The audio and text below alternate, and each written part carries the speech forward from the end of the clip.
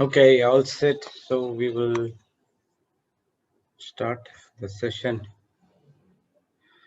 Praise the Lord. Okay.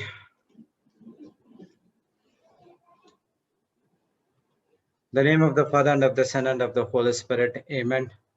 Thank you, Heavenly Father. Thank you, Jesus. Thank you, Holy Spirit, for this wonderful new day, a new beginning in our life. Thank you, Lord, for everything you did till the past yesterday. Lord, we are believing in your word, the promises which has been given to us. Every day we come here, listen to your word, meditate on your word, and we believe it and confess it through our mouth and put it into action. Thank you, Lord. Only through the help of the Holy Spirit we can do all these things. As your word says in Romans 12:1, I beseech you, therefore, brethren, by the mercies of God, that you present your bodies a living sacrifice, a wholly acceptable unto God, which is your reasonable service. Yes, Lord, by coming here every day, we are giving a body as a living sacrifice that is the acceptable will of God. All these days, we do not know the truth. We were not born again. We were using our body for some other things of worldly pleasures. But when we understand the truth,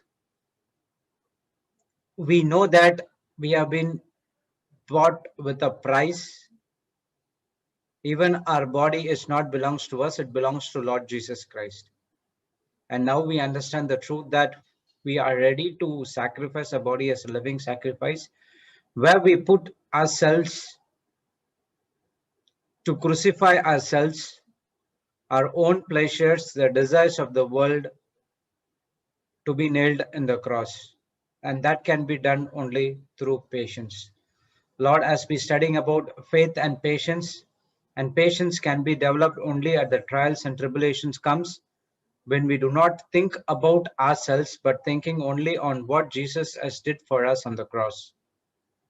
Yes, Lord, yesterday we studied about Jesus and the soldiers and Jesus and Simon the Cyrenian. Lord, in both the ways we saw the patience of Jesus, and Jesus is telling us whatever the situation comes, whatever the trials comes against you, do not get offended because I have overcome the world. Just look at me, the author and finisher of your faith and patience, and tap into the grace which is available for us. Lord, all these days, when the offense comes, we were fighting against the flesh and blood, but now we choose to forgive that person and we choose to love that person, but fight against the evil spirit which is operating inside of him. Holy Spirit, without you, we cannot able to discern those enemies. You are the person who gives us the identification of us, who we are in Christ Jesus. Thank you, Holy Spirit. Without you, we will not do anything in this planet Earth. Thank you for taking complete control of us. Thank you for using our vocal cords all these days. When we are born again, we started to speak only the word of God, which is edifying others, and we are in a process of building those people to come out of darkness to the light. And you are the host of the host. Take complete control of this meeting. We don't want to get distracted away from the God's word, but only to concentrate on what has been preached. We thank you and we praise you in the glorious name of Jesus. Amen, amen, amen. Praise God, brothers and sisters. Welcome back to the Global Revival School. And we are studying about a topic called faith and patience, how faith and patience goes in one and one all together. And any one person is missing, we will not end up or what to say, we will not end up or we will not finish the line or we cannot run the race which is set before us. Praise God. So we will see what we learned yesterday. And yesterday, Sister Jocelyn was shared a testimony how all of a sudden she, what to say that, stomach pain came, and what it went on, and Papa was asking a question about her. If a person who is not well, or if a person who is, 1 second.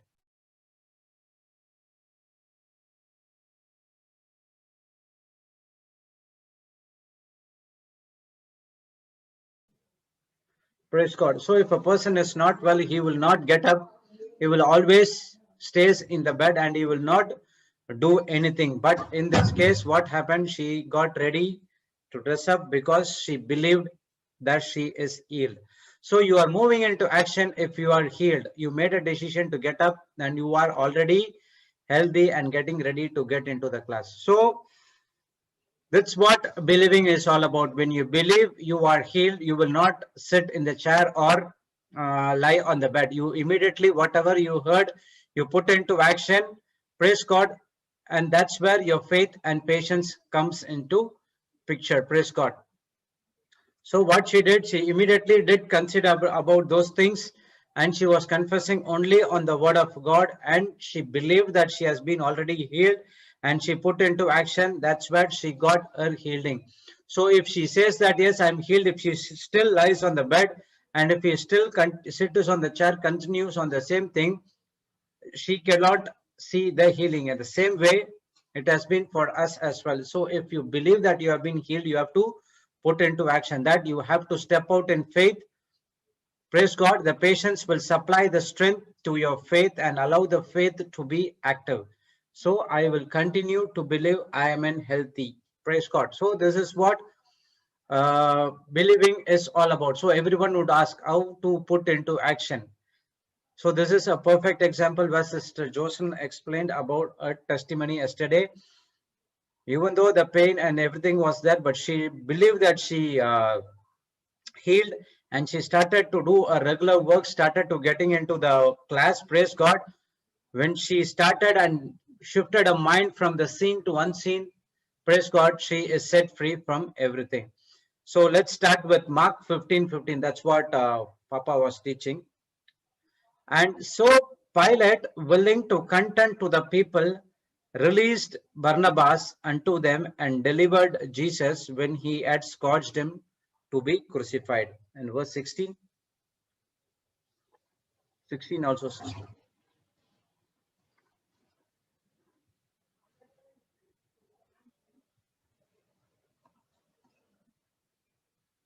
And the soldiers led him away to the hall called Paratorium, and they called together the whole band. And they clothed him with purple and plated with a crown of thorns, and put about his head, and began to salute him, Hail, King of Jews. And they smote him and head with reed, and did spit upon him, and bowing the knees, worshipped him.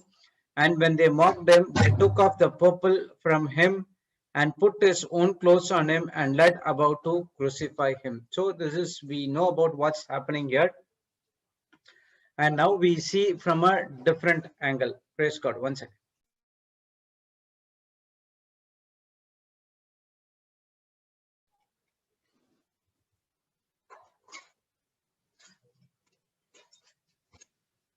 So we'll go back and see verse 15. And so Pilate, willing to content, released Barnabas, content the people, released Barnabas unto them and delivered Jesus when he had scourged him to be crucified.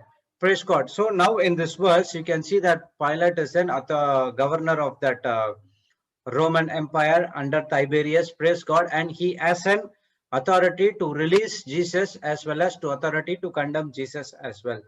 But he never used his authority, but he want to be a people pleaser, and he want to be a what to say, content the people. So he gave Jesus to the Jews, and he released Barabbas unto them and delivered the Jesus when he had, and he scourged them to be crucified. So before crucified, there is uh, a stage called scourging at the pillar. So where the people go and hit Lord Jesus. I mean, everyone. Praise God. So whoever goes into the crucifixion has to go through this stage. So Pilate is asking the people what to do, and the people said, crucify him. The Jews hated Jesus because Jesus did not do anything wrong, but he was condemned to death because he was extremely unjust. So the reason they hated him was because Jesus claimed to be the Messiah. So what the Israelites thought was the Messiah could be extremely totally different, so that he can come and overthrow the Roman Empire. But God came to establish his kingdom on the spiritual, but not on the natural. This is what Jesus came. But the Pharisees, what they think is, they were thinking in a different way, seeing like he will be a royalty and he will be a king and he will fight the people, the kingdom of Romans, and he will overthrow the Roman Empire and he will give the Israel to back to Jews again. That's what their thinking is. And also the other things, he was saying that I am the Messiah. I am the one who sent from our heavenly Father, and he was doing all supernatural things when he was doing his ministry. So there also they were condemning Jesus, and they were seeing chance to kill Jesus as well. So because of that, at this point of time, they saw how could they punish Jesus, and they took him and they came and they were putting some false accusation against Jesus and want him to crucified. So they want him to do away with him and death, because they can be free, and they no one can come and preach about the gospel. So the idea is three things. One is they are not accepting Jesus as the king. The next one is they are not accepting Jesus as the Messiah, as the Son of God. And the third one is Jesus was preaching more than what the Pharisees was preaching, because Pharisees was teaching from the word knowledge, that is the mind knowledge, but Jesus was preaching from the spirit, that is through the spiritual sense knowledge by faith. So if we compare our life, we are also some like the Pontius Pilate. So what did Pilate did? He delivered Jesus to the Jews and he released Barabbas. At many of the times, we also do the same things.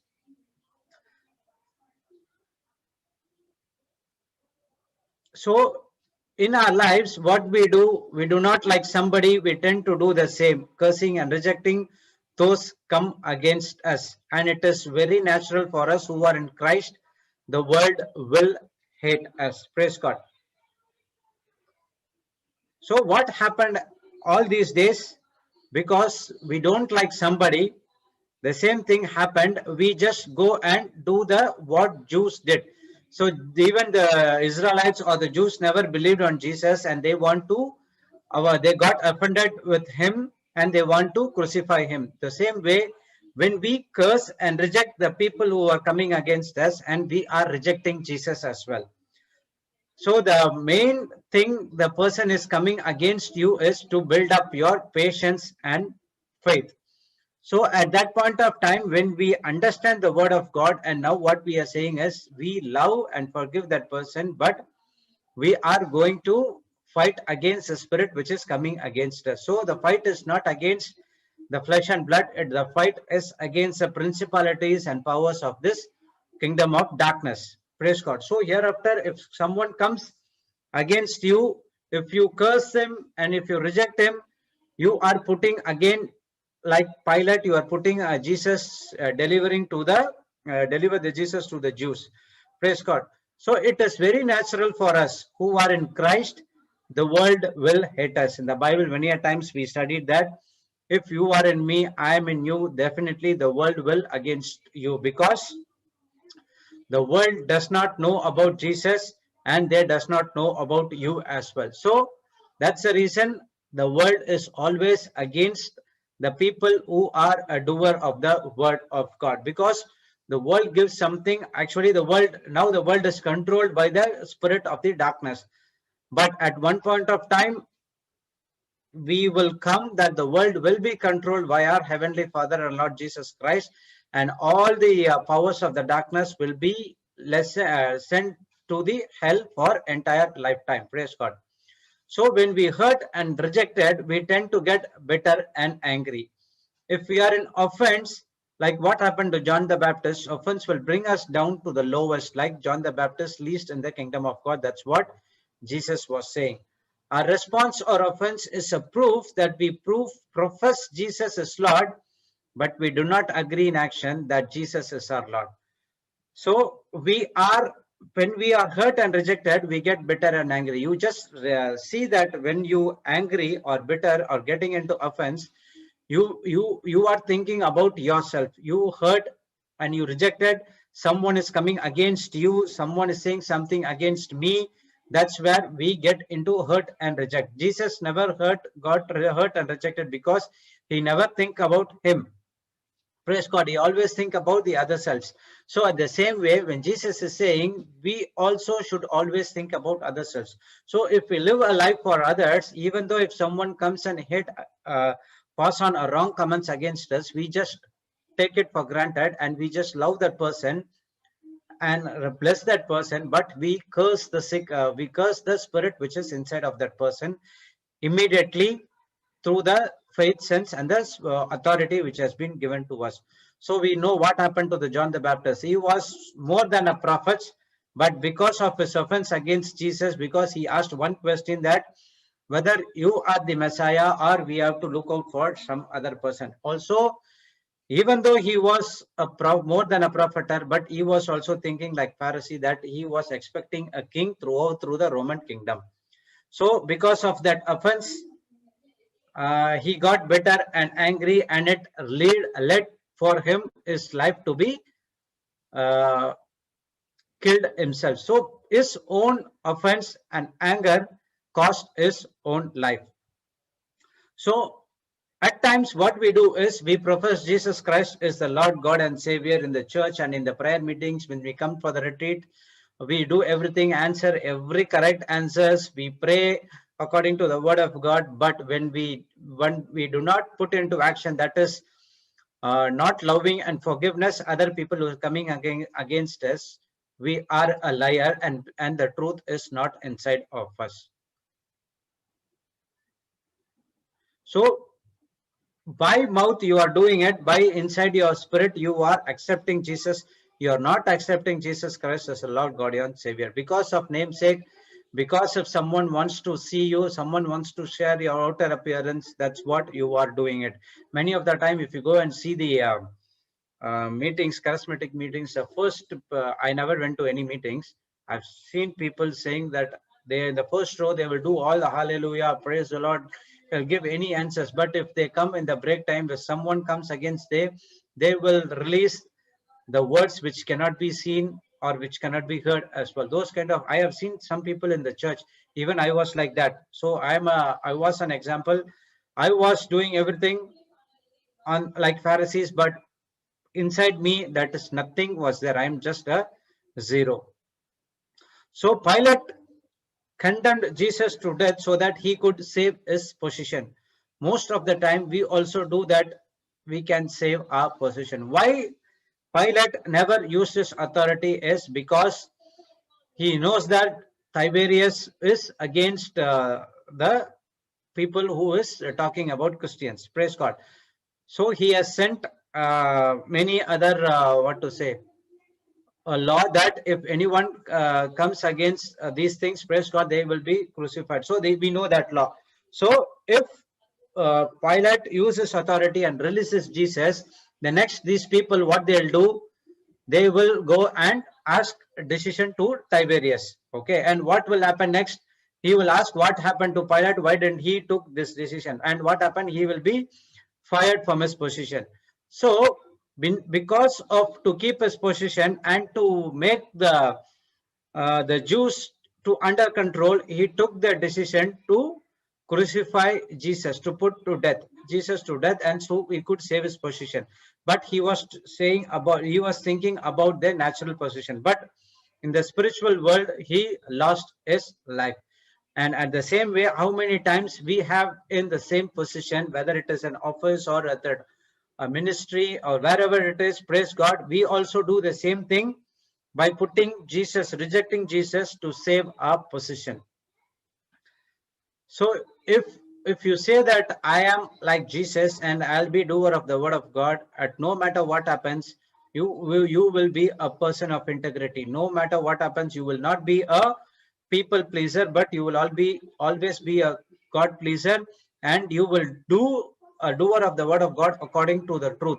And if you are doing something like this, again you are saying that you are rejecting Jesus and put him into death again. So Pilate convicted a man against the truth where no one was able to bring a charge. Pilate sinned against the truth. So whatever the Jews put some false accusation against Jesus, we know that Jesus is the truth and he is the way. Praise God. So we know that he is the truth and he is love. And Pilate clearly judged that he could not able to find any faults in him. And remember, he also said that I could not find any fault in him, and why you are doing false accusation against him. And he was so worried about his position only, and he was against the truth, and he was not a word. He lost his soul to the kingdom of darkness for his lifetime by sinning against Lord Jesus Christ is the truth. So when we compare in our times, many a times we know the truth, but we choose to sin against the truth and we end up in rebelling against Jesus. So whenever you do a sin which is torturing you again and again and again, you are doing against the truth because you are not doing the word of God. Again, you have to start from the scratch and you are rebelling against Jesus. But Jesus is saying, if you fall, don't worry, come to me and ask for forgiveness, repent, praise God. I will give you a strength to not do that thing again.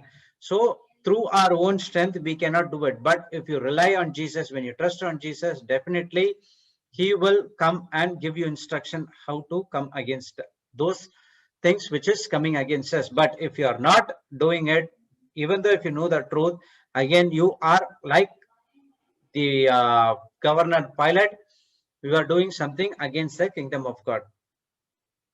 So Pilate allowed an innocent man to be crucified to ensure that the people won't rebel. So we studied about that.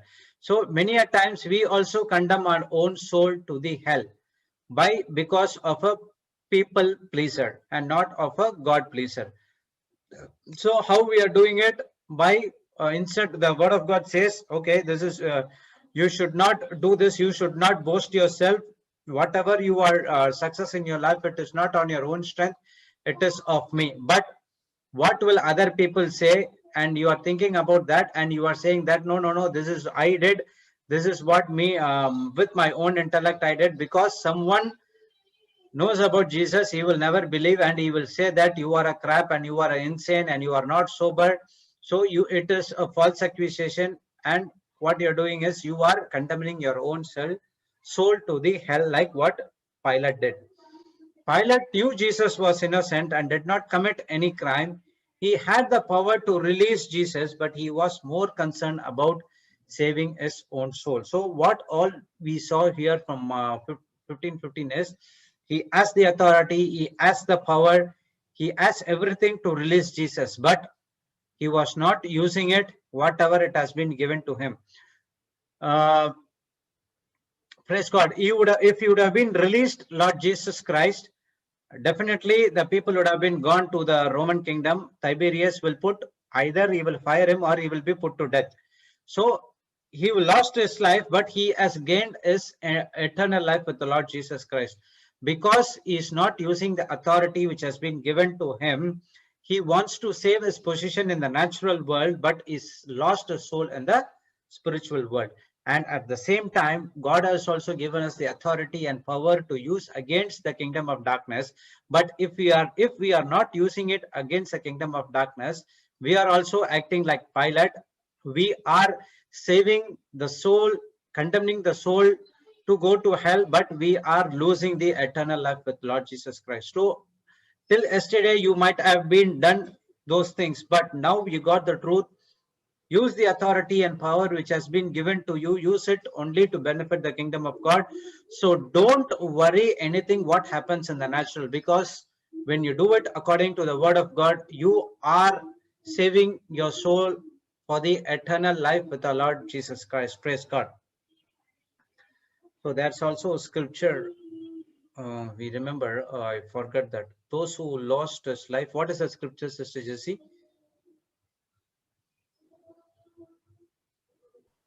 Mark, right? Which one, Brother Joe? Matthew 16:24-25, I think. Those who lose his life will save his life.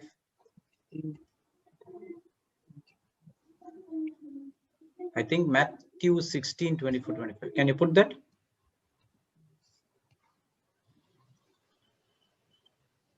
Matthew 16:25.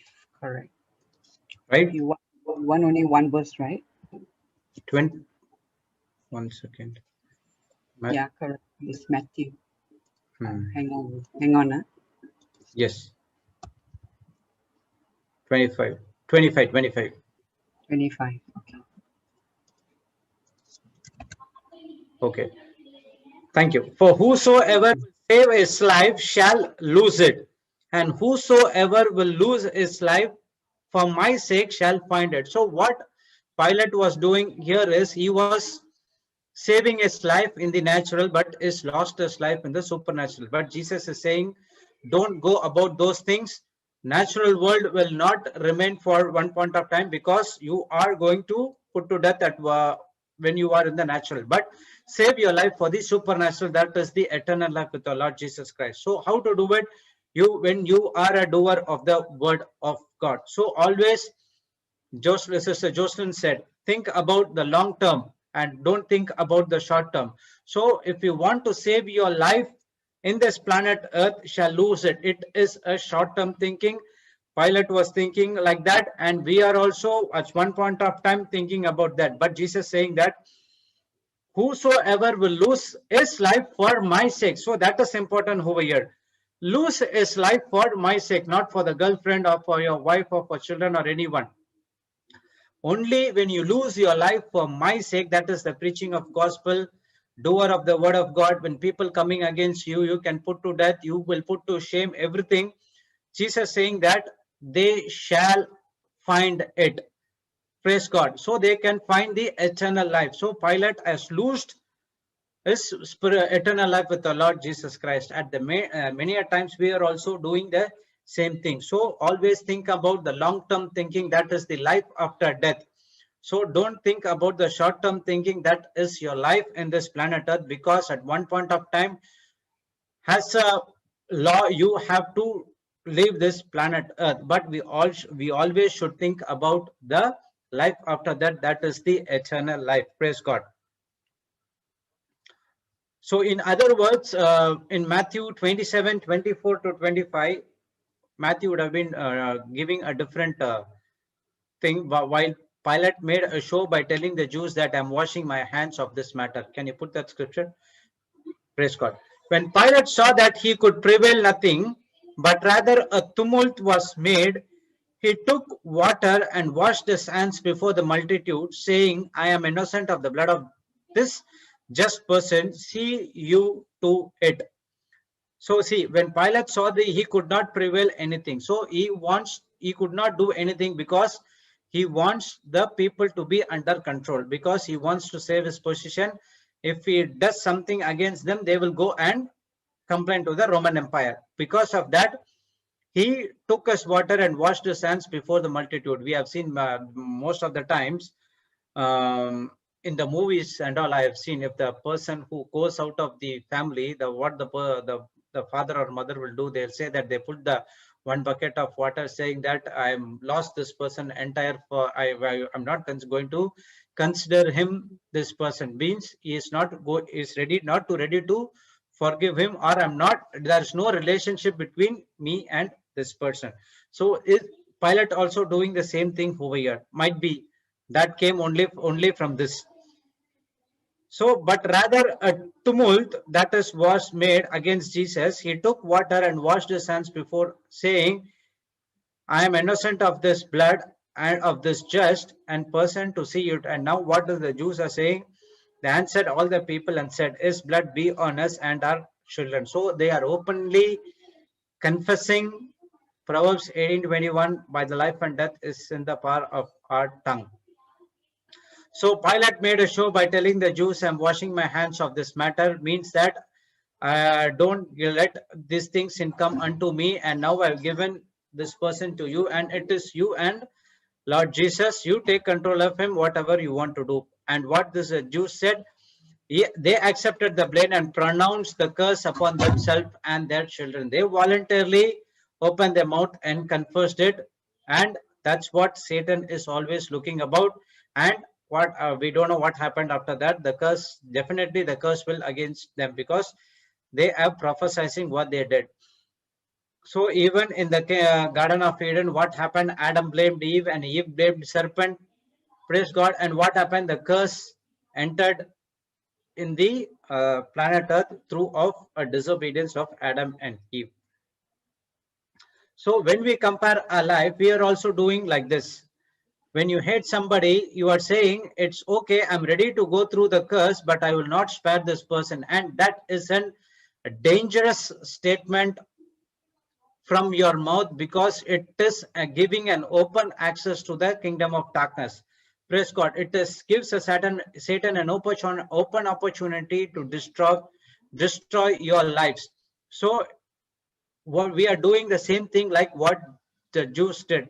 What we are doing here, we are openly professing or confessing, saying that no matter what happens to me, to my family, I will make sure that this person will definitely will have something. So that is a dangerous thing. It whether it something good or bad happens to that person or not, but there is definitely a bad is going to happen to you. Praise God. So it always affects our children and our generation as well. So I've seen many of the people, they're saying that the reason I got into the alcohol is I've seen my my parents has been my father has been drinking alcohol. In the family gatherings, we used to take alcohol. So from the small age, I was seeing that. So that came into my mind. And one point of time, I want to try it. And when tried it, I gave an opportunity to Satan, and it is very good. And that's what came into my life. So from the small age also, whatever I'm seeing, it is getting into our mind. So whatever you are doing right now, you are openly confessing the curse on yourself and your family. Even your children see what you're doing, and they do the same thing what you are doing in the natural. So you have to be careful about what we are professing and what we are doing. Praise God. But rather, Jesus is saying that he did not open his mouth, but handed the case over to his father. He was ready to submit to his father's will and not to his own. So Jesus was willing to be patient. When we go through discomfort or pain, we quickly go out of patience and we get into impatience. So what happened here? Jesus did not open his mouth, but handed over the case to his father. Whatever happens from the time of Gethsemane, when the people came and arrested him, from that till he was stripped naked at the cross, he never opened his mouth, but he was saying, Father, please forgive them. They do not do what they don't know what they are doing. So Jesus gives a perfect example for us to not open his mouth that the trials and situations comes, but handed the case over unto the Father and to submit to his will. So Jesus is teaching us the patience over here. And how many times when the trials and tribulations comes against us, we open the mouth and did something wrong, spoke something wrong, which is a curse, and it is also came against us. I have seen the same thing happened in my life, unknowingly or knowingly, jokingly, or I just released some words, and it has been happened in my life as well. Praise God. So Jesus is saying that at that point of time, do not open your mouth, but come to me and cast the cares those things unto me because I care for you. You don't do of any things. You just come and believe what I did on the cross. Only saying is very easy. Just take the scripture and confess it, believe it in your heart and confess through your mouth. Then you will see your manifestation. Instead of speaking something negative, God is asking to speak something from the word of God, which is always brings you result in your current life. So why we are going through discomfort or pain? Because we quickly go out of patience and get into impatience. And that's the reason we are getting into pain, discomfort, and we lose our blessing. We get bashed up and we coming and blaming God. God, why it is happening to me? God never said that you go and speak something against the word of God and you are coming and asking me. Instead of that, God is saying, when the trials and tribulations, problems, situations comes, don't open your mouth. What I did, just follow. Handed over the case to me and my Father. We will take control of it. We will give you instruction what to do, and if you do it according to that, there will be a blessing always in your life. Praise God. And we'll go to the next sentence. I mean, next verse 16 and 18. 16 to 18. Can you put that scripture, sister? Where Jesus is mocked. Matthew 15, 16 to 18.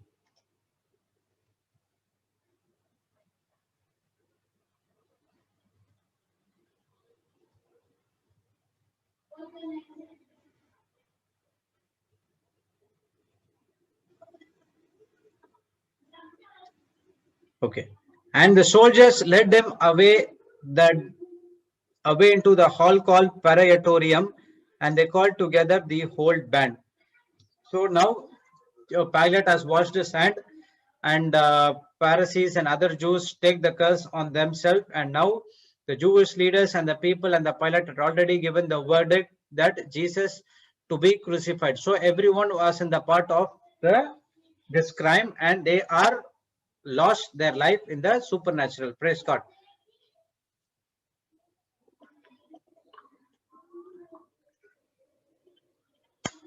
And Jesus was led to the Praetorium. Praetorium is the governor's tent where the punishment is going to take place.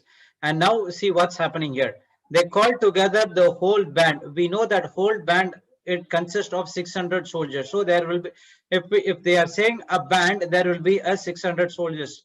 And we know that a centurion, a leader will be there for every 100 soldiers. So there, if a band is there, so there will be a centurions as well. So 5 centurions should be there, and for the centurion there will be a leader as well. So there are a lot of people who have been asked to come. So the tradition is they are calling all the soldiers who are in off duty and on duty, and they given the full liberty to treat the prisoners they want to torture. So it includes everything. So we know that that person is going to put to death. So before that, they have to go through some stage. Okay. So at that point of time, that's what the scourging is all about. Scourging at the pillar. And now before doing that, the entire band has been called and they were asked them to they have been given the full liberty or freedom to do whatever they want to do to that prisoner. So they can torture him, they can do whatever they want, they can spit him, they can bash him, they can beat him, anything can be done. Praise God. And now Pilate himself has released Jesus to the soldiers. Now what happened? The scourging is taking place. The scourging is something a victim will be stripped naked and he will be lashed out. So if you see the passion of Christ, after the judgment is over, they would take him to that one place where his hand and leg would be tied, so he could not move. So then the scourging takes place. They will be whipping him through the they will be lashes him through the whipping. The whipping will be there for those person, for the prisoner. So Jesus has been tied to that pillar with the hands and legs tied. Praise God. And he is ready to be whipped. So after that, what happened? The lot of whippings were there. If flesh were torn, whipped out a piece of flesh. It was very, very dangerous kind of whipping. Many people died in that whipping without even making to the crucifixion. Praise God. So what happened before that stage, there's a scourging at pillar, it takes place. So many of the prisoners, only some of the prisoner, I don't know, it says about 80 to 90%, but I studied about this person. Only one or two people will, who is very strong, can sustain that whipping, and they go to the crucifixion. So many of them would have been died over there, because the full energy will be gone. The flesh will be torn. The bone can be seen. They could not even walk. There is no energy at all. They will be only lying on the ground. Praise God. But Jesus was taking the scourging against him. Why? Because for each and every one of us. So after that, what will happen? Once the scourging is over, the whole band of soldiers would take him for scoffing, insult, abuse, and make fun to condemn the prisoner. And it was a routine for the soldier that would not kill him, but before he was crucified, they would free him to do as he pleased. So after scourging, that the whipping is over, they allowed the soldiers to insult him, abuse him, spat at him, bash him, hit him, and anything. If that person is not died, they will allow the soldiers to do these kind of things. Praise God. So imagine that scene at this point of time. His body is totally torn open, face is swollen from the beating, hands and legs full of blood. The soldiers are not backing off, but they are creating more and more and more and pain towards him. Praise God. Why? Only because for us and because of that Jewish people. Praise God. So Jesus took this punishment only because of us and not for anyone. And in verse 17 says, after once that over, they clothed him with a purple and plaited a crown of thorns and put it about his head. And now they covered his naked body with a purple cloth. Okay, and that purple resemblance the royalty. Okay, because Jesus was saying that I am the Messiah, I am the King. Praise God. They have been making his body covered with a purple cloth, because the Romans will have the purple colored robe on their body. So in the natural, they are putting in and cloth, and they mocked him, saying that, and began to salute him in the 18th verse, saying that, hail King of the Jews. So they are, what happened? They are abusing him. They are saluting him as a king, the tragic scene of mockery. So they are saying, in other words, they are saying that you said the king and you could not able to save yourself. See, the king is full of blood, and everyone is mocking against Jesus. Even at that point of time, Jesus never ever opened his mouth. So there might be many of the people, even the soldiers would have been thinking the same thing. How could he could not speak anything against the people or anything against the whatever the kingdom, whatever it is? He was keeping silent. But you have to remember that Jesus have an authority to call the angels and finish everything at one point of time. But he never ever did that, because he was submitting only to the will of Father, because he was not concentrating on him, but he was concentrating only on the will of our Father. He wants to save the people who has been rejected them. He wants to save the people who have been sinned against them. So even this is happening as now. We will compare the situation what we are doing right now. We claim to know him by our words, but when it comes to action, we deny Jesus by the lives we live. So what kind of life we are living? Praise God. We can profess we love Jesus, but our action speaks louder than our words. When we say, Jesus, I love you, but continue to live a sinful life, we know better than the soldiers that mocked him. So right now, we say that we know the truth. We say that I live for Jesus, But think about a kind of life what we are doing. Are we denying Jesus by the life what we are living, but spending vanishly for something else from the kingdom of, from the pleasures of the world to satisfy our own fleshy needs? We go to churches, we go to prayer meetings, we come and attend the masses, we come and attend the Bible classes from morning to evening, answering everything. But if we are living a life in the world's pleasure, we are mocking Jesus, like how the soldiers were dead against him. So we are a liar because we profess we love Jesus, but our action speaks louder than our words. So whatever we speak, we are not doing it, but we are doing exactly opposite, which is contradicting to the word of God. And the word of God says you are a liar because there is no truth in you. When we say, Jesus, I love you, but still we continue to live a same sinful life what we were doing before, praise God, there is no point you having been born again and understanding the truth and everything, because you are saving your life in this natural earth and you are not interested or taking a decision to lose your life for Jesus' sake. So we are also doing the same thing like what these soldiers did. They mocked Jesus by doing all wrong things. Praise God.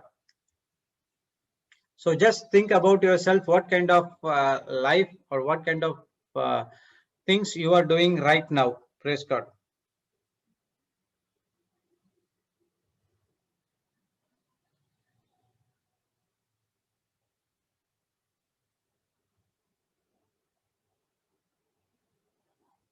Okay. And we'll see the next verse. And they smote him on the head with a reed and spit upon him and bowing the knees and worshipped him. So it's still continuing. All of this was mocking Jesus.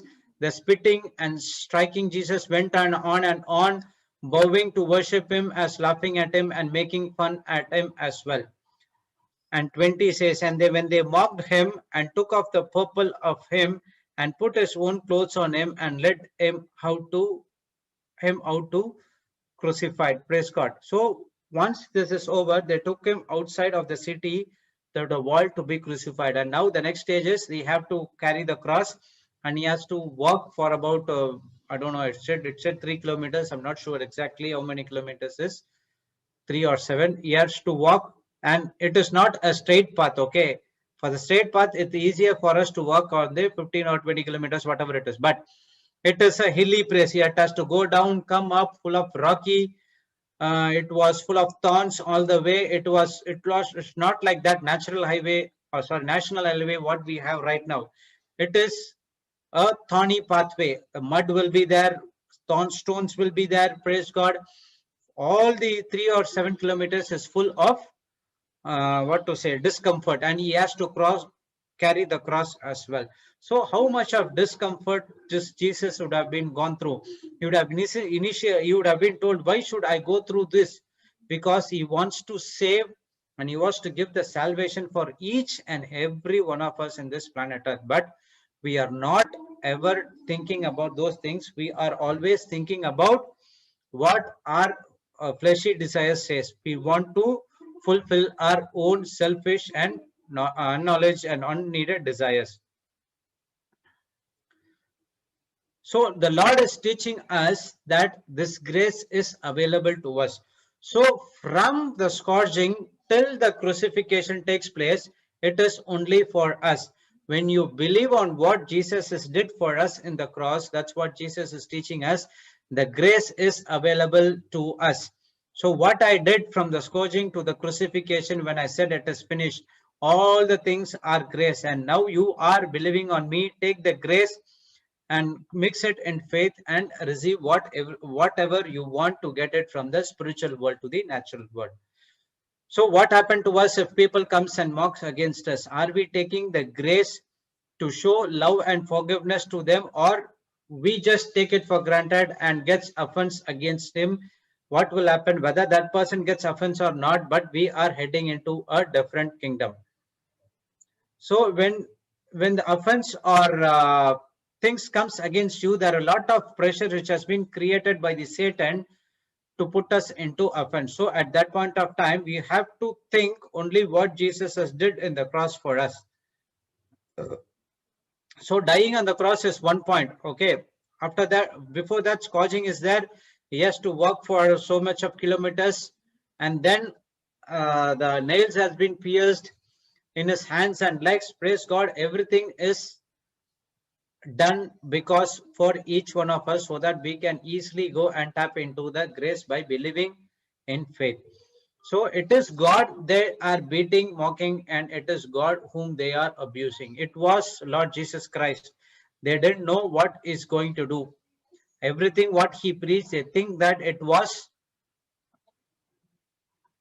a blasphemy because he was speaking something. They think that they were speaking something uh, against the book of law. But whatever Jesus said when he started his ministry, it is a truth and it has been come to pass.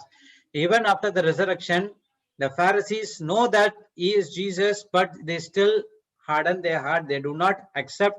And still now there are some of the people who are still in Israel. They're thinking that Lord Jesus Christ is not the Messiah and the Jesus will still come as a king. So the very people he created, this same Jesus has the power to destroy them as he has the power to call the angels to save him. But he endured the same and mockery because he loves us. So we know that Jesus can use his authority. If he calls only once, there will be a legion of angels which coming to help him. And it is easily, he can finish it within seconds. Praise God. But he never did that. He kept his mouth shut. He endured the shame with joy because he loves us. He was always not thinking about him. He was always thinking about what salvation life is going to give to the people who is coming after him. So he wore a crown of thorns so that every curse would be destroyed. Jesus paid the sin, death, and guaranteed that we would delivered from the curse. So whatever curses you might say that I have this curse, I have this curse, I have this curse, I have this curse. Even though in the Melbourne teaching also the people shared about they having this curse and it has been released. So now when God, Jesus Christ put the thorns in his head, praise God, he took all the curses and put inside of him. And it has been nailed in the cross. Jesus paid the price for our sins and all for everything once for all.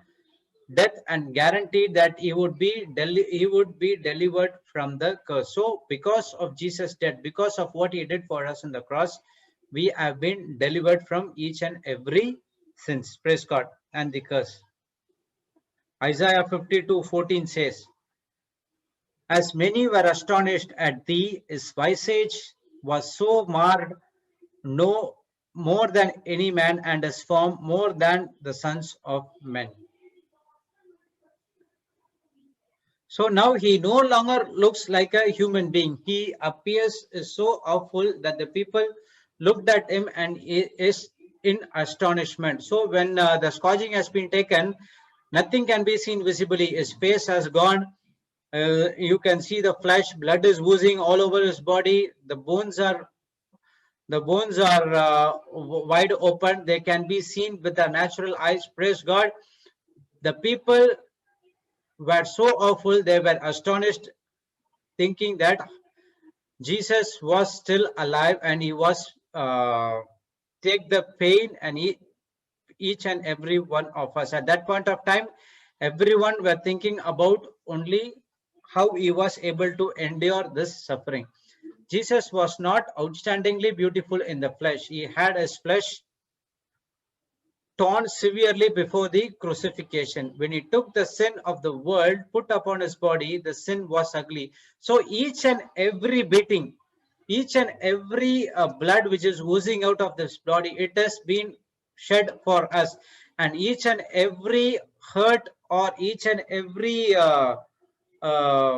things he got, whipping he's got in his body, it resembles each and everyone's sin in this planet Earth, where he took all the things in his body. So all the sin was being put under his body, and he was seen ugly. So again, people was astonished that this very Jesus were actually the Son of God who would save the world. So they did not know when they are doing it, is this the person Jesus Christ who is going to save the world? So many a times what we do is, when we commit sin, think that you are hitting again Jesus with the same lashes. Again you are mocking Jesus, saying that what he you are not a king. So you are mocking Jesus as same like that when you do commit a sin again and again and again. So when we look at Jesus and his grace that is available to us, we can draw the strength from Jesus to forgive those who are coming against us. So now this is an example of scourging of the pillar. It is the grace which is available to us, and we can draw the strength from him through patience and faith, and now we can forgive the people who is coming against us. That's what in Hebrews 12:2 says, look unto Jesus, the author and finisher of our faith, who for the joy was set before him endured the cross, despising the shame, and sat down at the right hand of the throne. So when a person coming against you, look unto Jesus, the author and finisher of our faith. So look unto him. The grace is there. When you look unto Lord Jesus, you have to remember that the grace is available for us 24/7, and we need to look at him, draw the strength from him through faith, praise God, and now we can able to forgive the people who is coming against us, praise God. So the grace is activated when the person makes the decision to go with the word of God. So when you are confessing the word of God, then only the grace will be activated. Just like that, you go and see and the cross or whatever Jesus has did in the cross for us, you just going and seeing it will not work. You have to take the word of God according to your situation, praise God, then you have to confess it, and now the grace gets activated, and what you're doing through faith, you are getting those things from the spiritual world, praise God. So how I'm going to respond to an agreement is only through faith, praise God. So faith alone cannot fight. Faith and patience together can fight. So we learn this as well. So we know that faith is a substance of things hoped for, evidence of things not seen. So you have an hope. That hope is already completed by our Lord Jesus Christ on the cross. Praise God. When you get into the word of God, that grace gets activated, and now you are agreeing according to the word of God, and you are speaking whatever you are desire, and then you shall have it. And now you done it according to the word of God, and now your work is to only believe that you received it and you shall have it. You have to follow the system by giving patience, along with patience by giving thanksgiving and praising to Lord Jesus Christ. And now what is happening? Both faith and patience together is fighting to get the things from the unseen to the seen world. And the same time, it takes you to the finish line as well. So Jesus is saying for each and every one of us today, when we go through humiliation, look at me, what I said, Father, forgive this person. Forgiveness is a mark of a true Christian, and it is a mark that I truly love Jesus.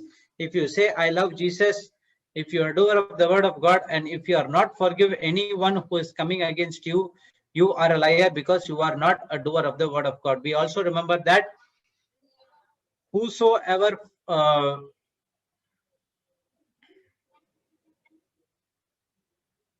I forget that verse. Okay, if a person falls from doing of one law, if a person wants to act, if he wants to act on a law-based system, and if he fails to what to say that word, if he fails to obey one law, he has to start from the scratch because you are disobeying all the other laws as well.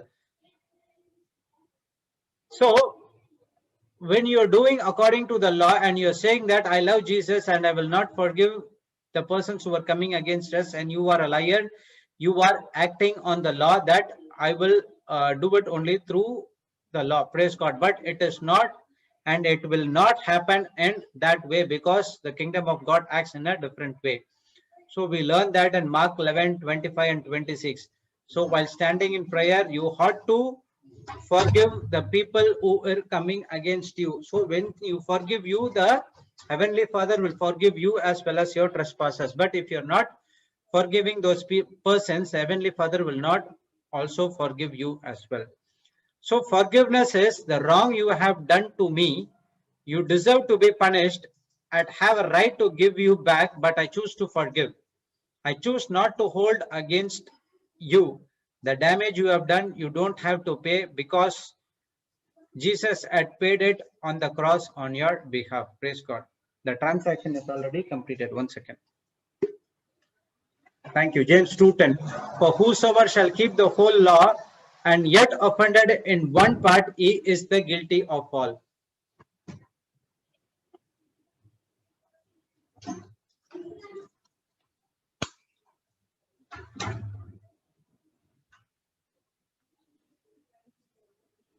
So the meaning of forgiveness is, for the wrong you have done to me, you deserve to be punished. I have every right to give back to you, but I chose to forgive. Why? Because each and everyone has been forgiven by the wrong things which we have did in the past, by Jesus Christ paid in the cross for us. So we have been forgiven by Lord Jesus Christ, and the same way we have to forgive him, forgiving the we have to forgiving the other persons as well. Praise God. So when you do not want to forgive anyone which is coming against you, you are not a doer of the word of God, you are a liar. And other thing, think that even the Heavenly Father will not forgive you. So always forgive each and everyone which is coming against us, because the unforgiveness is a deadly spirit which is from the kingdom of hell to block your blessings. Praise God. So you can pay. How you can forgive?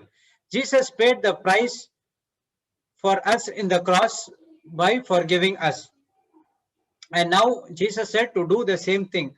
And he never asked now to go and die in the cross, but he's saying that by praying for them, doing good to them, and looking for the opportunity to always bless them. So three things you have to do. You have to pray for them, you have to do good to them, and you have to see an opportunity to bless them in all the time. Praise God. Only then, when you are doing with your whole heart, then you are forgiving those people. Praise God.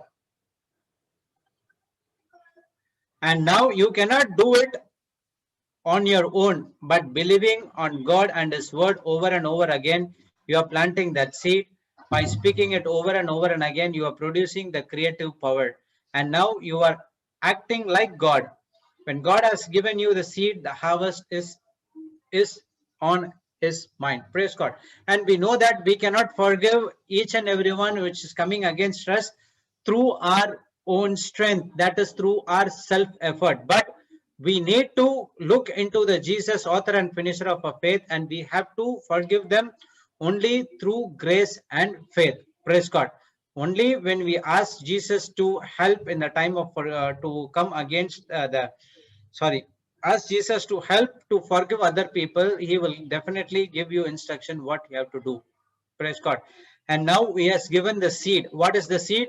You have to pray for them, you have to do good, and you have to bless them. You have to get an opportunity always to bless them. Yes, the first it will be hurting for you, because you are thinking the devil will remind him whatever the bad things he has done against you. But when you do it again and again, if you put it in an everyday practice, the first day it will be difficult, second time it will not bit more, it will be reducing, third day it will be reducing bit more, fourth day it will be reducing bit more, and one after 5 or 6 days you can see that when you start praying to that person, you will at full rest, because you are taming your mind to do what Jesus is telling you to do.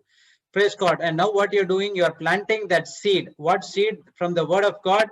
by speaking it over and again and again and again, and you are producing the creative power. We know that word of God is the creative power, and now you are acting like God, praise God, and you are forgiven that person totally.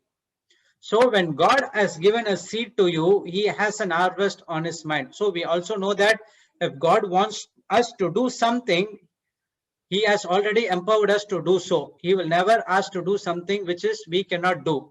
So if it is in the promises of God, if we are given the same thing in the promises of God, each and every scripture, it is, we can do it as well. But we are making these things complicated, and we are not believing on those things, but we are believing on the natural, and that's the reason we could not able to do it. So God has given you the seed, and he has an harvest on his mind. So when we started this global retreat, praise God, as I know, I just started, even though not for software consultant. Before I started only to approve the people who are coming in and going out, muting them, put on the video, those things. And after that, they helped me about the software, praise God. And one part of time, I started to, Papa started to speak, and then Papa started to take the revision every day. Praise God, I'll give you 1 hour or 1.5 hours, whatever which has been taught, you just give the revision, it will be better for everyone. So it is not Papa gave it, it is only through the help of the Holy Spirit.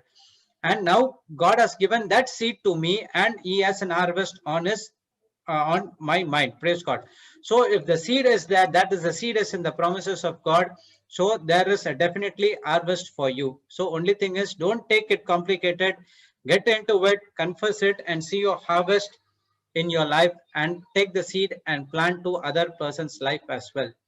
So your harvest depends on what you are saying, and not what others person is saying about you. So always think one thing, that the harvest depends upon what you are saying.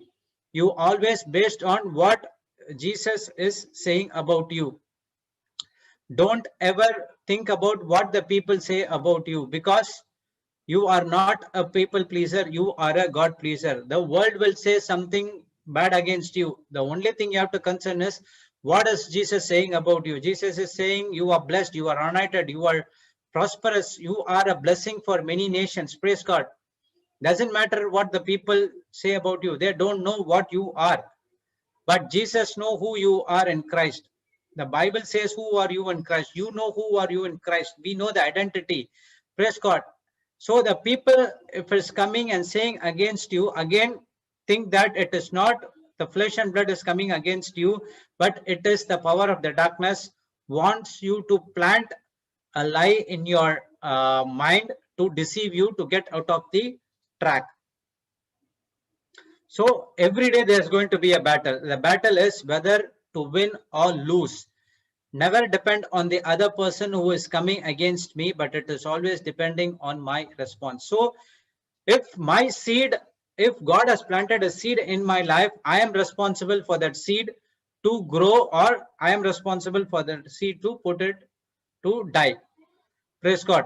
So a farmer puts the seed in the soil, and his responsibility to supply the nourishment for the seed. And there is also the other responsibility which God has to give through the natural thing. When you do your work through faith, praise God, then God's supply will be always will be there for our mission. So it's not like that if the one farmer puts the seed, then other farmer will come and he will supply the nourishment. So if I plant the seed in my heart, and it is who has to water the seed every day by feeding the spirit with the word of God. And when you feed it again and again with the word of God, and now you are doing with faith, and now it is, you have to enter into the rest, and now it is the work of the Holy Spirit to bring it to pass. So the battle will always be there to win or lose. Praise God. So a battle depend not on the other person who is coming against me, but is always depending on my response. So other persons comes against you, immediately look on Hebrews 12:2, author and finisher of our faith, Lord Jesus Christ. Think about the scourging at the pillar, nails in their hands, and the legs, praise God, and then you have to love and pass on the forgiveness to him. If I respond on God's way, I always win. So when you take on the word of God and confess the word of God and you respond on the God's way, the whole heaven is backing you up. There is no defeat at all. It is a 250% guaranteed victory. But the victory might not come in 24 hours, but it can come. There will be a development of patience and endurance. Praise God. So the victory will always be the 250% for sure. But for some people it can be come in 24 hours, and some people it can come in 24 days. But the time period, that is seed time and harvest, in that time period what we are going to learn, we are going to our faith is already developed because you are responding in a godly manner. Praise God. And now you are developing the patience with endurance. Praise God. Once it has been developed by watering the seed with thanksgiving, and now what you are doing at the time of patience, you are always praising God, thanksgiving God, always giving glory to God, saying that thank you Lord, I'm already received, thank you Lord, I already received, thank you Lord, I'm healed, thank you Lord, I'm set free. Now what you're doing now, the patience supplying the power and strength to the faith, and the faith substance pass on the substance for the things are hoped for. And definitely at one point of time, at God's time, you can see your harvest. Praise God. And now you are saying that I'm not moved by what I see, but I move only, I see the word of God. The evidence is not seen, but you can see the evidence in the word of God that it had been completed by our Lord Jesus Christ in the cross. Praise God. So there was a question from a participant at the first half.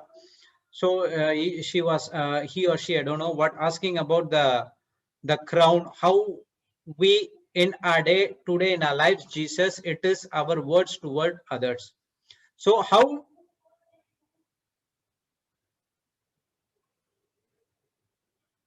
about the crown? Okay, how we in our day-to-day life crown Jesus by the words.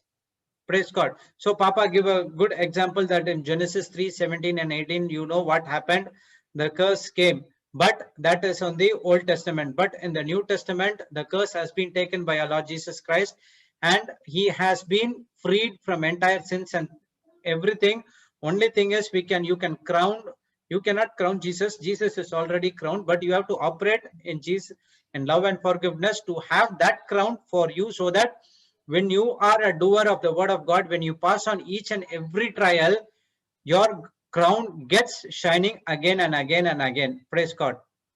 So when a person, if he says that if it's the curse or something is coming against us, the people is coming against us, praise God, Papa gave that you have to confess the scriptures, Psalms 1, 2 to 3 and Galatians 3 to 13. So when the person in confessing these things again and again, he or she can break any kind of curses and lead a victorious life. That is the supernatural life in this planet Earth. Praise God. So now we are going to see about in the afternoon session what we learned now about Jesus and the Simon the Cyrenian. Praise God. So Mark 15, 21 to 22. The next verse. And they compel one Simon, a Cyrenian, who passed by coming out of the country, the father of Alexander and Rufus, to bear his cross.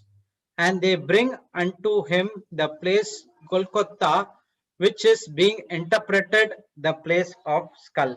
Praise God. And now judgment is over, scourging is over, and now Jesus is heading to his final destination, that is for his crucifixion. And now Jesus has no strength, totally worn out, and the soldier led him to carry the cross for Calvary. So the suffering is still going there. So think about the previous night, Jesus was taken to the Pilate. So entire night there is no sleep. Praise God. He was accusing false things. Everything was there. He was questioning. Praise God. And in the morning he was scourged at the pillar by whipping, many lashes against him, the blood was oozing, so he was totally worn out and he was completely full pain, and at the same time he lost his energy and everything has been lost. And now the Romans and also asked Jesus to carry the cross. Praise God. So because of the pain and torture, the bloodshed, he could not carry the cross. Think about if we giving a blood, many a time when I give the blood, when I gave the blood for the first time I just got some giddiness and everything. Only thing is 1 unit or 2 units of blood have been gone. So immediately they gave me the juice and everything to get back to me. Even only for 1 unit of blood, we cannot able to sustain the pain, or we get giddiness or whatever it is. Think about, for about nearly all the bloods has been came out of Lord Jesus Christ. Only at the time of crucifixion, there was also water was also coming along with the blood. So during this time he was shedding every blood. So think about his body condition. Praise God. So he couldn't able to carry the cross at that point of time. So now the Roman soldiers saw a Simon, okay, and they compelled one named Simon, a Cyrenian, who passed by, coming out of the country, and father of Alexander Rufus, to bear his cross. And now they are compelling Simon. Jesus. So now the Simon was passing by and he was forced to carry the cross for a condemned man. So why not other people? Because no one will carry the cross, because they know that if they carry the cross, it is a curse. Praise God. Everyone who is at that place, they know that if anyone carries the cross, the curse will come on him. That's the reason they couldn't able to carry the cross. But this person, Simon, was a Cyrenian. Okay, Cyrenian is a country or a city now which is in Africa, and now he has come to Jerusalem for a Passover feast. So now he would have been know about that the cross will, the cross is going to bring a curse for him, but he has no other choice, because you know about the situation of the Roman soldiers. If they are given some instruction, the people has to do it. Praise God. And now think about the Simon condition. If he says no, again he will be condemned to death, because he came for a festival of the Passover lamb, and if he says no, he'll be put to death. And what is going to happen? So voluntarily he doesn't have any choice. Praise God. And he came and helped Jesus.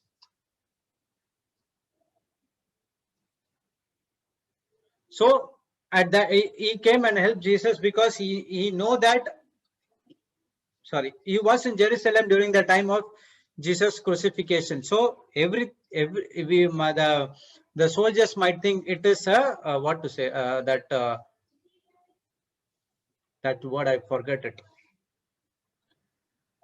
Coincidence. Sorry, they think, oh, what a coincidence! This person is coming, so that we ask that person to carry the cross. No, it is purposefully God had sent that person at that point of time.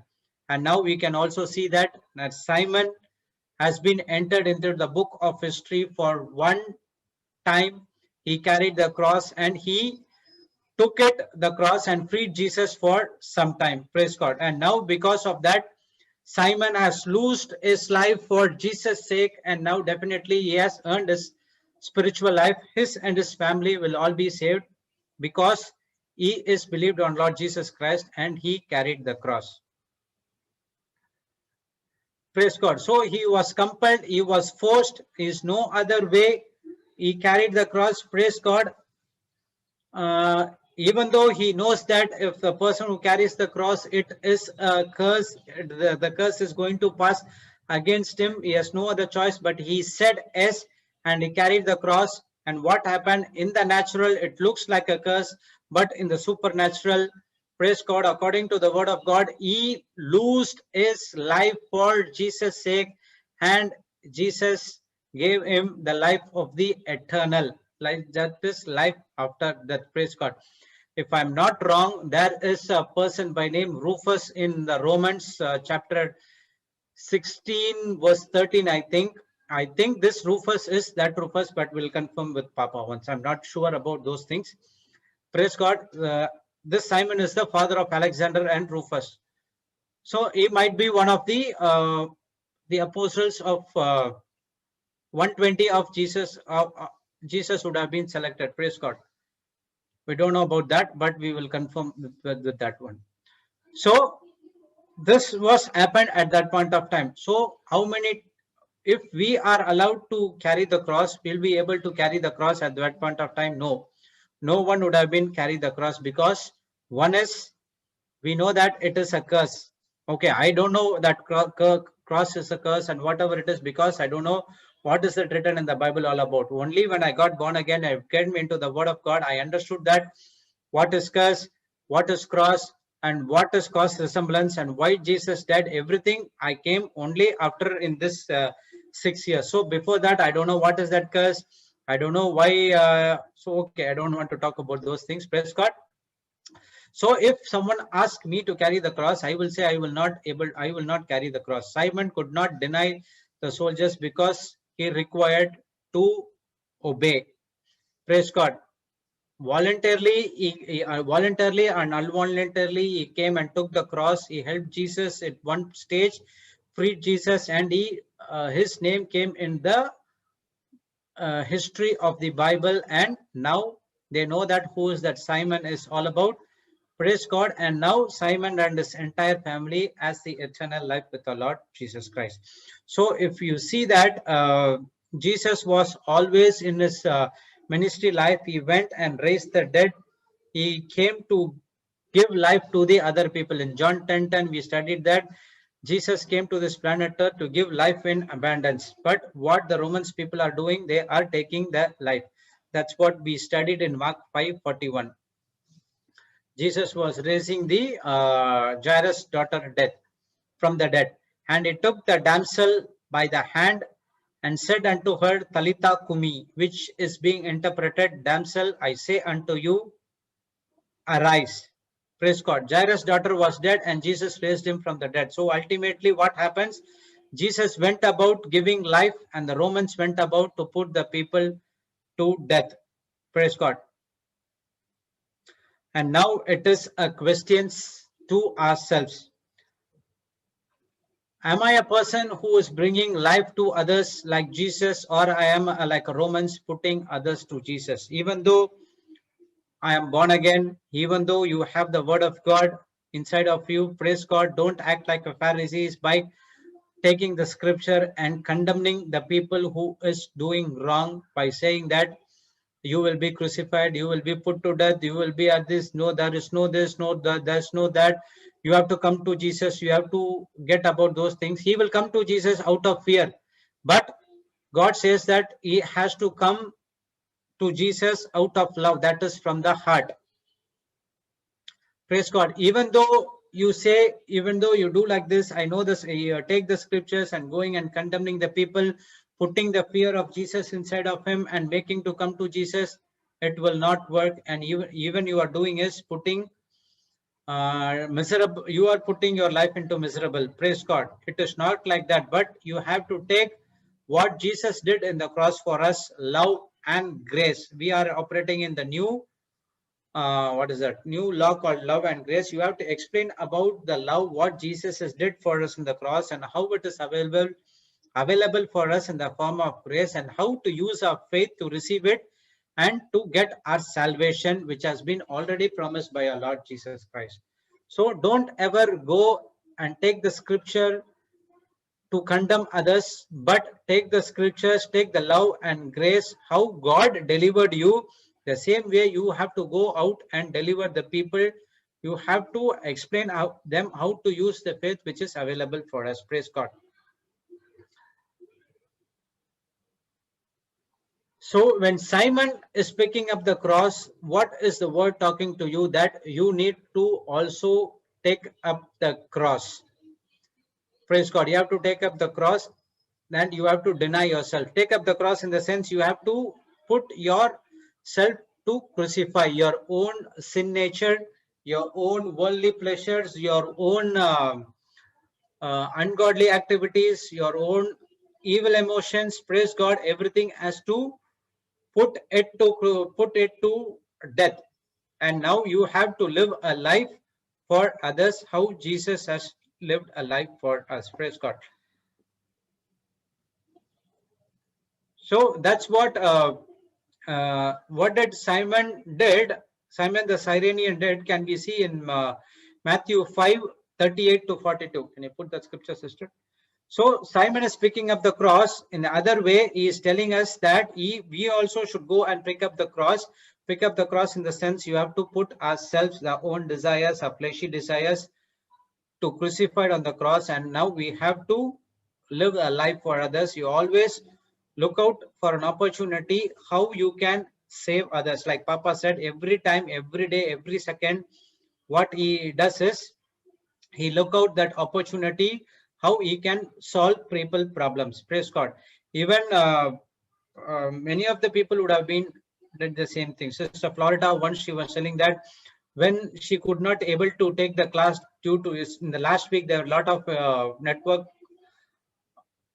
network issues at her home place, so she could not take the class. But what she was doing, she was praying to God, Lord, I could not able to do it because of the network issue. It is not because of the network issue. It is only because of the Satan plan not to preach the word of God. But Lord, you know, just fix me up with something to benefit the kingdom of God. Praise God.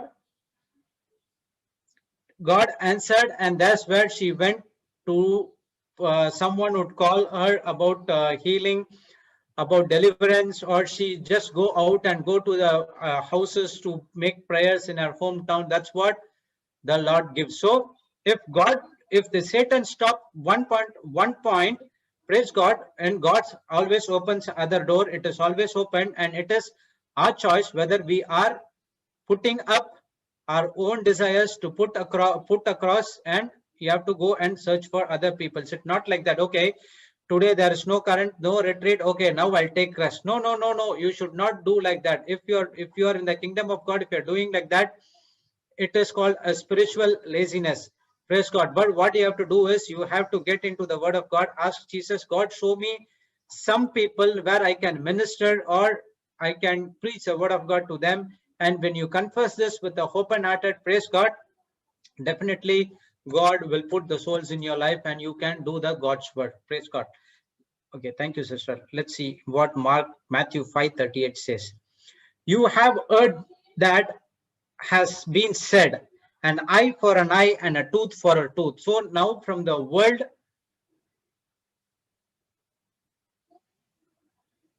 says that eye for an eye and a tooth for a tooth. If someone has gives to something, there is also always a proverb is that, I don't know, it is in Tamil.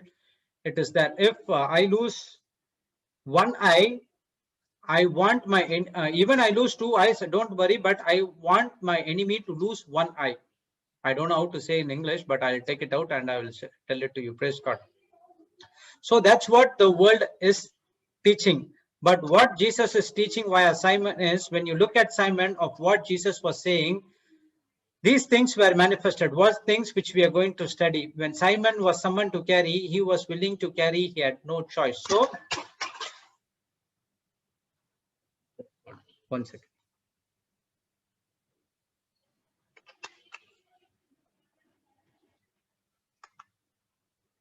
So the word says eye for an eye and tooth for a tooth. And let's see what word of God says in verse 39. But I say unto you that you resist not evil, but whosoever shall smite thee on the right cheek, turn to him the other also.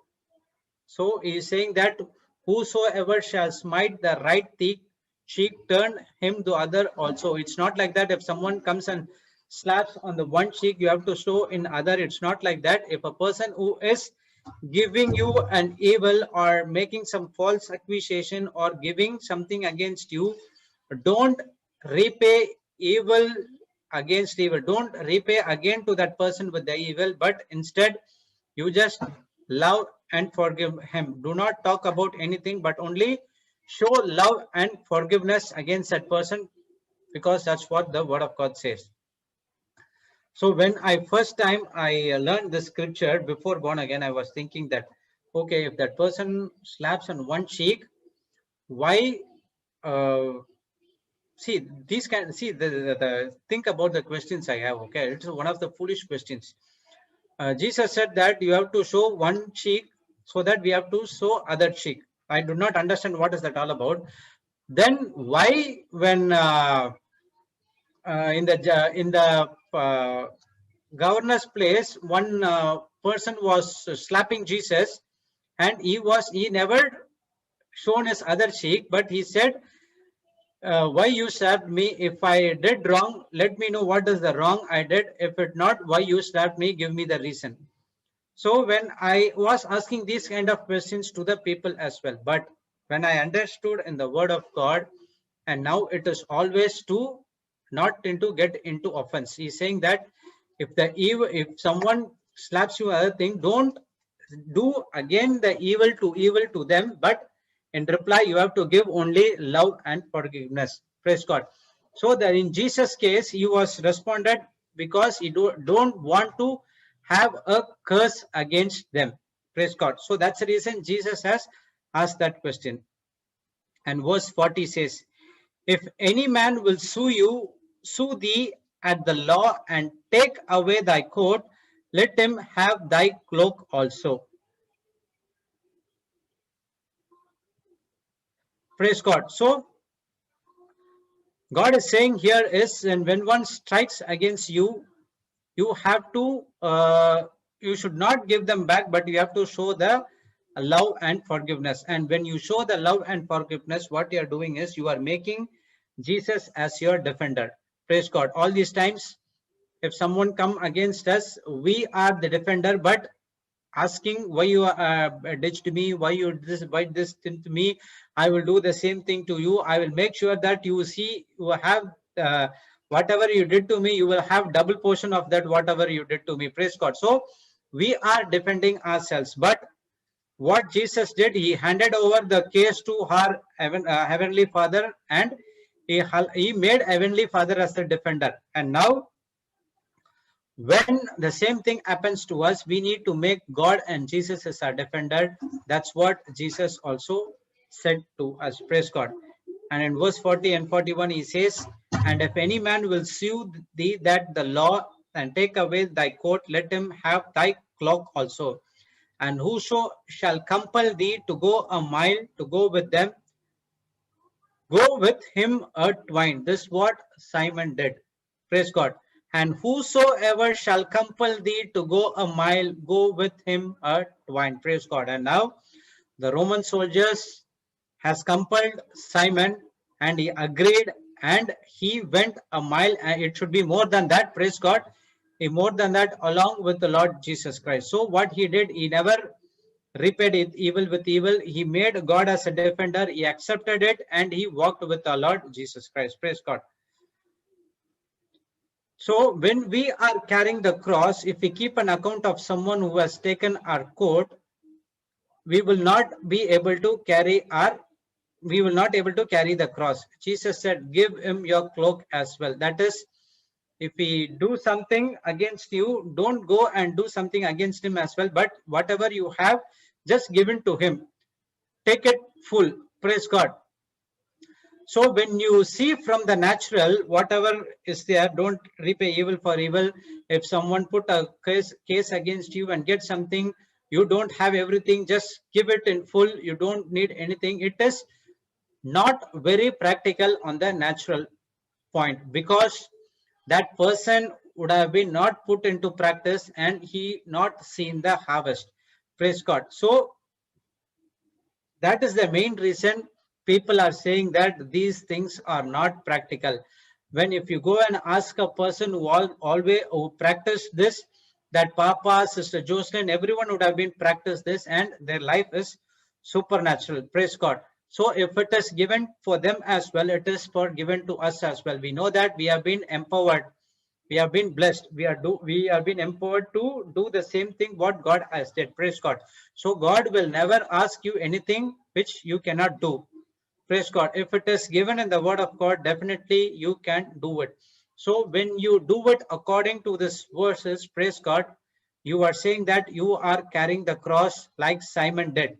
But if you keep an account what everyone did to you, about your bad things, about what someone did against you, praise God, you are not carrying the cross, but you are mocking Jesus and you're doing something against Jesus. Praise God.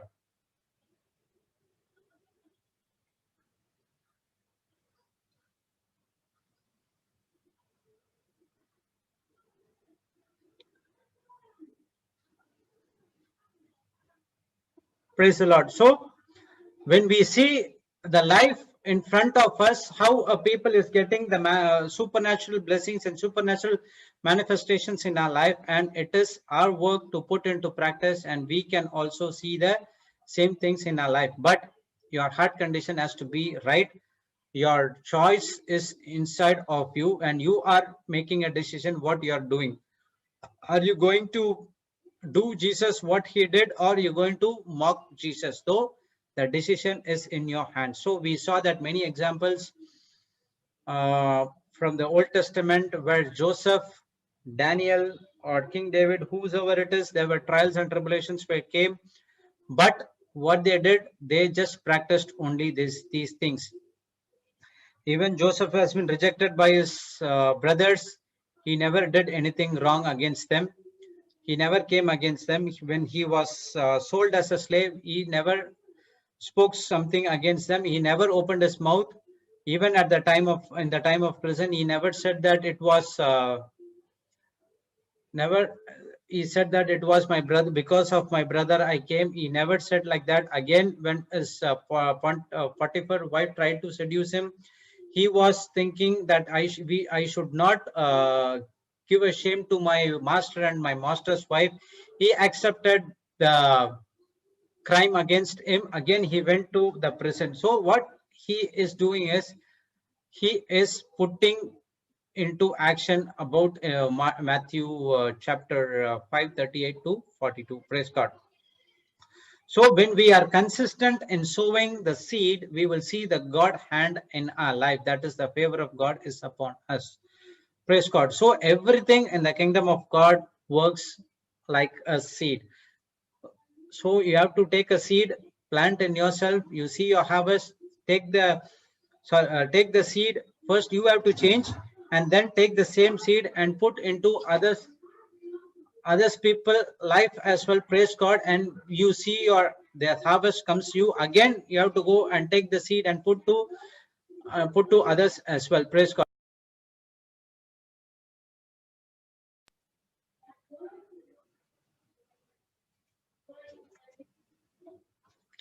Praise God.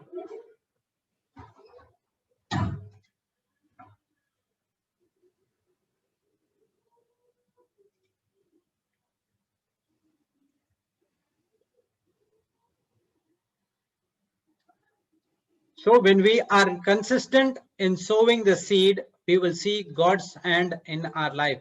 I am consistent in seeing that supernatural things happening in my life. I couldn't able to believe, and I just understood that this is the way the kingdom of God works. So no matter what happens, what I'm going to cling on to the word of God, what the word of God says, because when I am doing his word, that is now my entire my worldly pleasures, everything has been changed. Once upon a time, I was having desires of the heavenly, not heavenly, but it was on the worldly. But my attitude, everything has been changed, because I want to serve in the kingdom of God and not on anything else. When I see the people sharing their testimony again with me, sending me the messages, brother, when I confess the scriptures, this people has been healed. When I confess the scripture, this thing happened in my life. I got the job, everything happened. So it's just such a joy. This kind of joy, you cannot get it even you spend billions of money from the world. Praise God. So it is a fantastic investment for Simon. If Jesus said, move with me for 1 mile, you go 2 miles. So because of Simon took that decision, now Simon's entire family has been saved. He lost his life for the sake of our Lord Jesus Christ, and he gained his eternal life with our Lord Jesus Christ. Not only him, he and his total life has been saved. Praise God.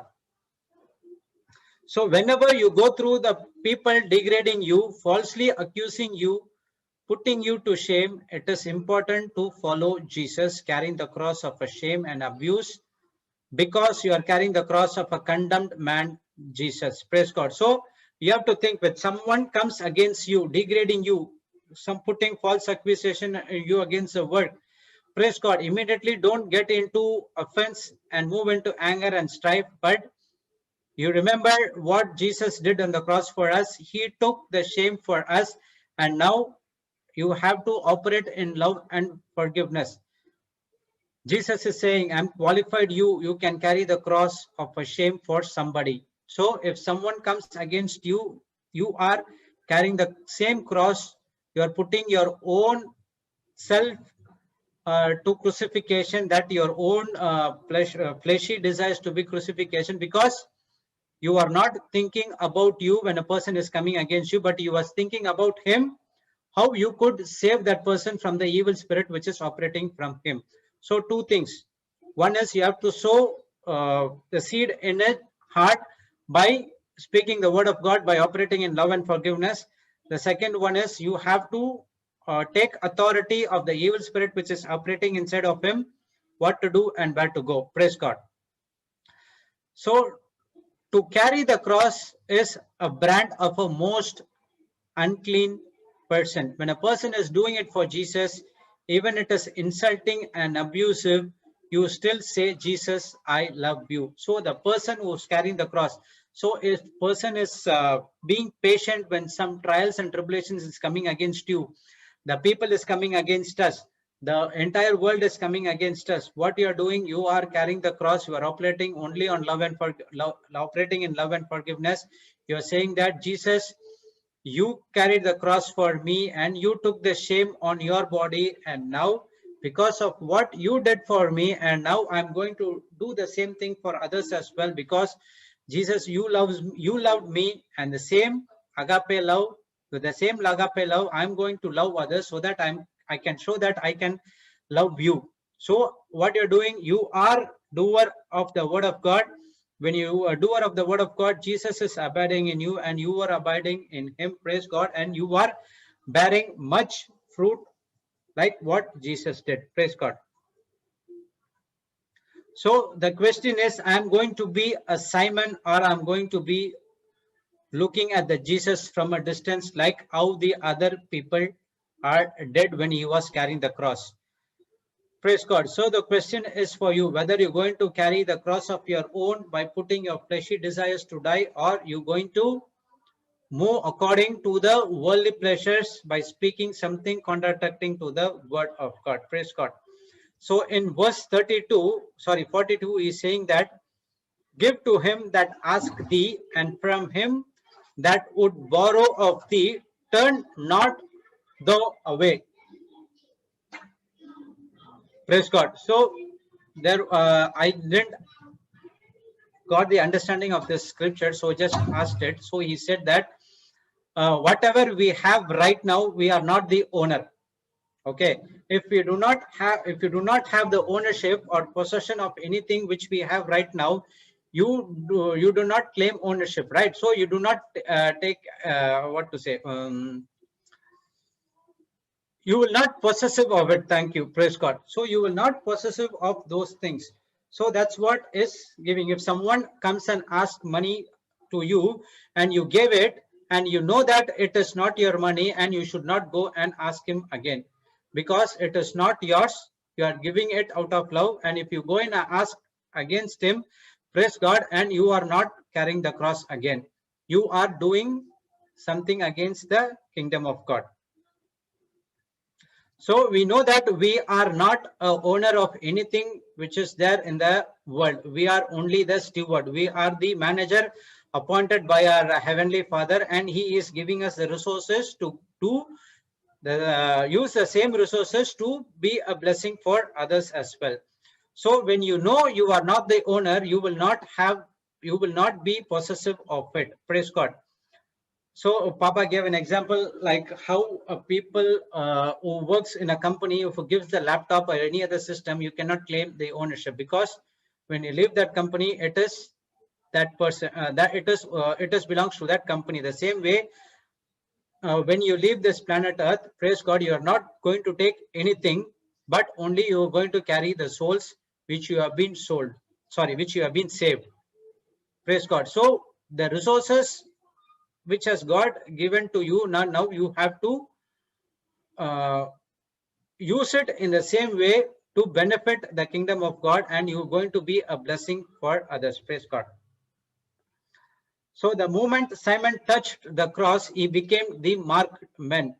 When you are going to assist somebody, you will also become a marked man, and Satan has taken notice of you. That's where there you will get more and more trials and tribulations coming against you, and praise God, but you have the word of God inside of you to overcome those situations when you are a doer of the word of God. Praise God. Okay, so we will see something in the, we'll see the balance in the second half. Praise God. Yes, sister. Praise God, brother. You don't stop. We will speak, and when Papa comes, you can stop, and you will come now. Okay. Praise God. Thank you, Jesus. Hallelujah. Praise God. Okay, sister. Yeah. Is there anyone to ask any question? Anyone who wants to ask any questions, any testimonies, brothers and sisters?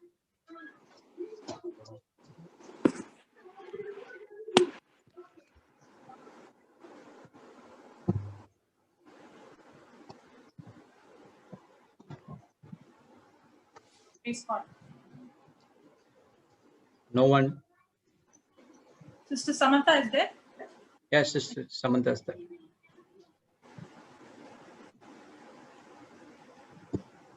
I'll make her a co-host. Yes.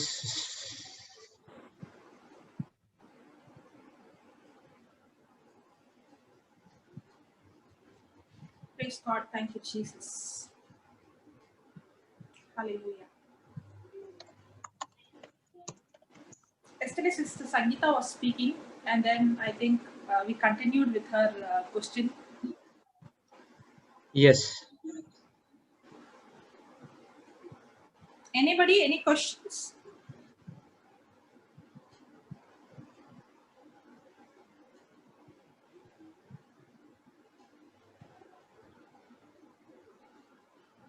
Anyone, brothers and sisters? Until we start the main teaching.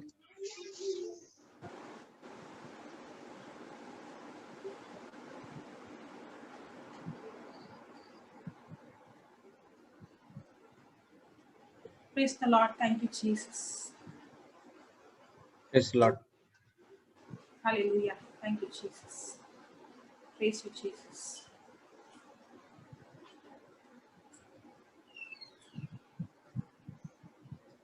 Praise the Lord. Sister, do Yeah? you? Okay. Yesterday we learned like the Simon the Cyrenian is the Yeah. father of Alexander and Rufus. Okay. When I was going through this teaching, I found a verse in Romans 16:13. Okay. Salute Rufus, chosen in the Lord, and his mother and mine. So is that same Rufus? Do you any idea? No. Okay. Excuse me. Thank you, Jesus. Okay. The moment Simon touched the cross, he became a marked man. When you are going to assist somebody, you are also become a marked man. Satan has a taken notice of you. This is scary to me. Why you are scaring, sister Shalini?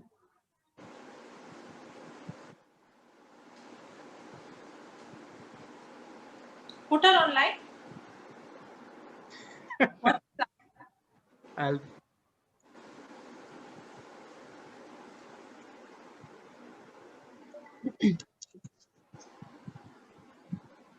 Okay, I'll put that question to you.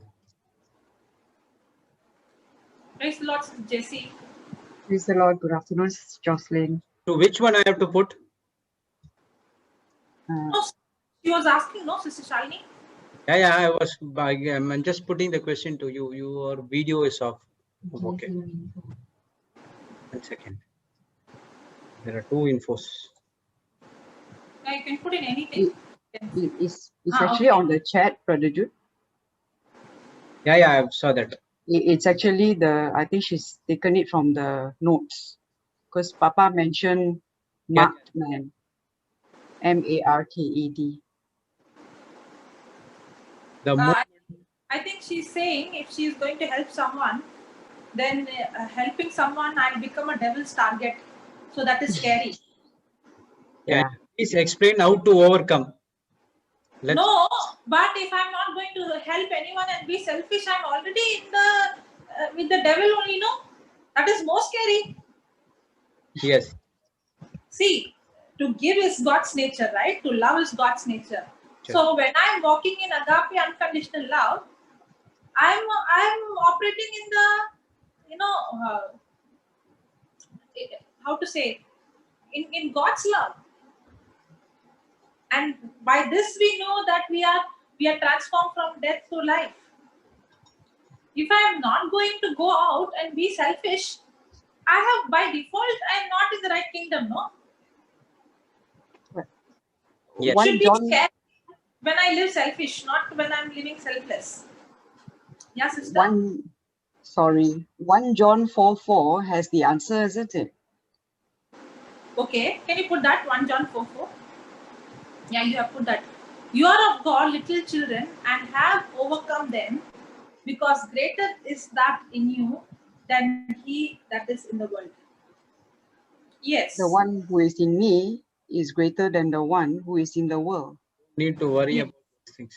So I'm actually stronger than, provided I believe I'm stronger. Yes. And fear is not an emotion or a feeling. Fear is a spirit. Yeah. Correct? Now, can you put Second. 2 Timothy 1:7? Yeah.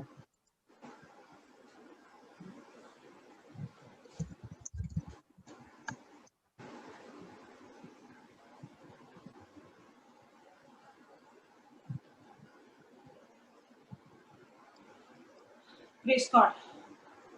Yes. For God has not given us the spirit of fear. So, fear, usually we think that fear is an emotion. Fear is a feeling. But the Bible clearly says that fear is a spirit. Fear is a person. Now, the moment you said it's scary, fear, that means it's a spirit. Now fear is a spirit. For God has not given us the spirit of fear. Fear has not come from God. Just now we saw in 1 John 4:4 that God has not given. For the one who's in me is And greater than the one who's in the world.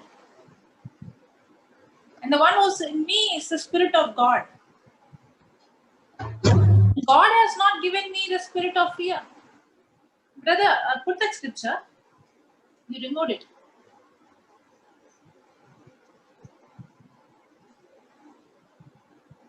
For God has not given us the spirit of fear, but of power and of love and of a sound mind. So God has not given me the spirit of fear, but of power, our the love. authority that He has given us, and of love. God is love. And when I know this love that is in me and the authority and the power, the ability He has given me, now I have sound mind. Praise God. Praise You know, the very reason that there is fear in me is because I have believed a lie. The very reason I have fear in me is because I have believed the lie. Now, the truth sets me free from what? Lies. I shall know the truth, and the truth shall set me free from lies, because the opposite to truth is lies. Lies. The very reason I have given access to the spirit of fear by believing the lies. Correct? Now remember, we think it is okay to have little fear. But according to the Bible, it is not okay to have little fear. Because fear is a spirit that has not come from God. It's a spirit. And as long as I'm going to allow the spirit of fear, now, just like how it is impossible to please God without faith. Correct? Hebrews 11, 11:6. Correct? Yes. 11:6, I think. Yeah. It is Yes. impossible to please God without faith. God cannot, but without faith, it is impossible to please Him. For he that cometh to God must believe that He is, and that He is a rewarder of them that diligently seek Him. So there is no way that I can please God, or God can work in my life without Faith. Without faith. I'm sorry, I got distracted. Praise God. Thank you, Jesus. In the same way, it's impossible to please the devil without fear. Fear. Just like how it is impossible to please God without faith, in the same way it is impossible to please the devil without fear. The devil cannot do anything in our life without first bringing the spirit of fear in our life. That's why fear is not just a feeling, fear is not just an emotion, fear is a spirit. And as long as I'm going to operate in this fear, I have given the devil legal access to kill, steal, and destroy. The very thing that the devil wanted, Jesus has come. He has come to give us life, and life in abundance. But the devil has come, he has come to steal, kill, and destroy. Praise God. Praise the Lord. Thank you.